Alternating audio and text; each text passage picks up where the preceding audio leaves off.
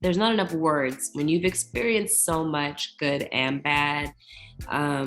When you find something this precious and this special, you really just want to protect it, and nurture it and give 110% and be able to look back at this time and feel like this was a moment in life that was like really cool that God let us have. Like, what a gift. Here in Harlem, being a woman in total control of her life and love. I saw you the other night. Really? That's weird. It's not always easy. Guys, I'm seriously fine. Girl, we don't believe you, right? Rainbow sprinkles in your hair. First of all, can we get into the representation that's happening here? There's a queer lead. There's a dark-skinned lead. Yeah. It's really dope to see. So, I understand how special it is to see something like this. But for you, what made you say, okay, this is a project I want to get in on? Oh gosh, reading it initially, I was excited because it was Tracy Oliver. And then I read it and I fell in love with Camille and I fell in love with these characters. And I was like, who's going to play them? And it's so funny because I instantly thought Grace would be a great Quinn. That kind of just went through my head. And then, just like the process and finding out that Grace was Quinn. And then Shaniqua, we had talked on the phone like years prior. I'd never met her before.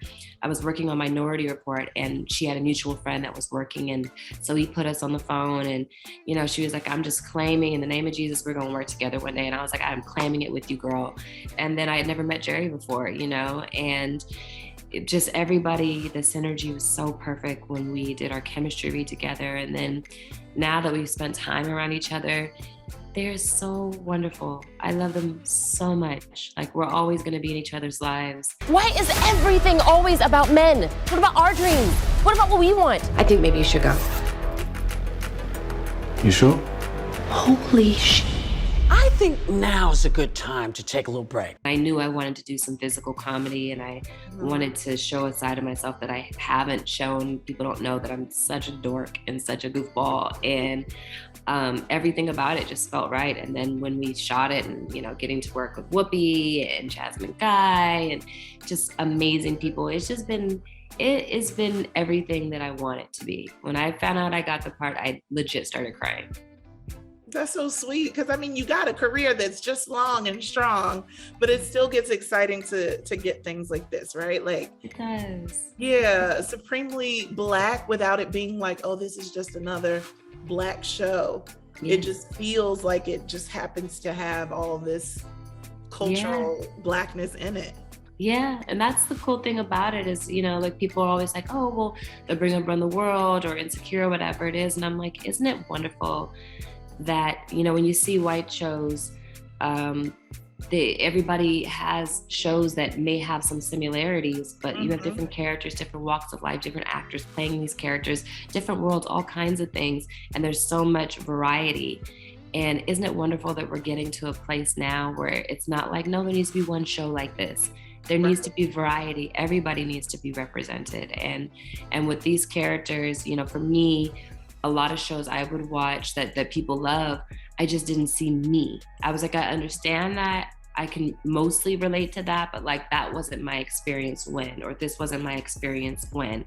And I see so much of myself in Camille, and it's really cool to see a character that feels, unique, and every character is unique, but one that I feel like is uniquely one I can relate to. And I hope that people feel that about every character, on this show and on other shows. And so it's a really cool time where the conversation is really just about what you like and what you respond to, instead of there only being room for one. There's room for so much, and it's really cool that we're getting to do that now. I love that. I love that y'all get to really like dig deep down into Harlem, because there's so much to it.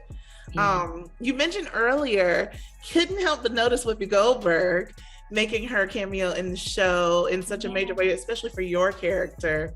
What is that like? Because I feel like we don't do enough to give our people their flowers while they're still here. Okay. And Whoopi is a history-shifting EGOT as a Black woman. Yes. And I'm just like, you get to casually work with her on your new show. I love Whoopi so much. Like I told her, I was like, I was an extra in Soap Dish when I was like 10 or something, and I met her when I was like 10. And just the full circle moment.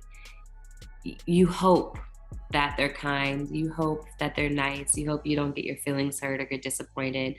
And she is amazing. You know, she is such a champion for women. She's so authentic and she's so like 100% herself, but even in just being herself and being completely unapologetic, she is just genuine and kind and real and really an advocate for women and for younger women, to see them win, to see them shine, to pull out the best in them.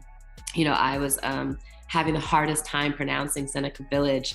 I kept saying it like wrong. And so at one point when I came into the room to do my lines to Whoopi, she had taped the pronunciation across her breast so that I could see it when I was doing the line. I was like, Whoopi.